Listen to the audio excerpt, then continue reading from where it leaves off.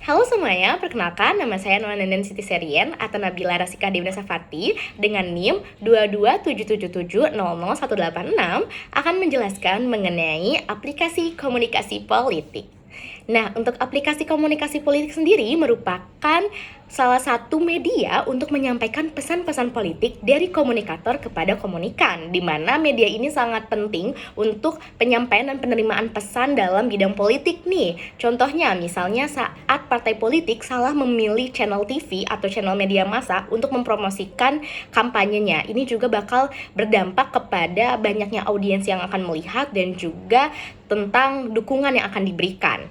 Nah, dalam media atau aplikasi komunikasi politik sendiri ini memiliki beberapa fungsi, yaitu yang pertama untuk mendorong partisipasi politik. Jadi dengan media yang baik akan mengambil hati masyarakat atau mengambil para partisipasi politik untuk memilihnya. Misalnya, contohnya saat musim kampanye banyak sekali orang yang mengiklan kepada media massa di TV atau di radio tergantung dengan subjek atau audiens yang ingin dicari. Jadi misalnya, kalau misalnya pemilihan DPRD cuma daerah doang, biasanya yang partai politik yang ingin mengambil suatu hati rakyat kecil bakal mempromosikannya ke radio, karena radio ini didengar sama semua orang di kalangan bawah. Nah, ini juga merupakan salah satu contoh dari aplikasi komunikasi politik.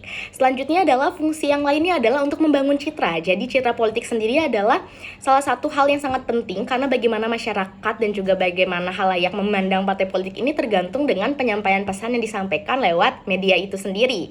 Jadi jika medianya baik dan juga pesannya baik, maka pembangunan citra dari publiknya juga akan baik.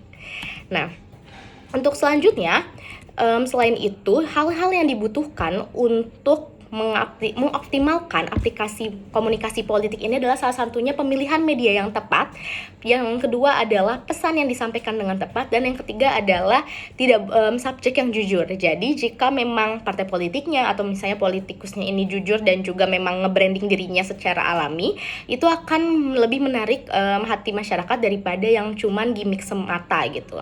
Selanjutnya ada juga yang penting dalam aplikasi komunikasi politik ini adalah fungsi artikulasi kepentingan. Jadi kepentingan siapa saja yang sekiranya masuk ke dalam ini. Misalnya salah satu contohnya, jika kita melihat Partai Perindo, dia sering sekali mengiklan di MNC Group, MNC TV, RCTI dan lain sebagainya. Karena memang ternyata ada kepentingan artikulasi kepentingan di sini.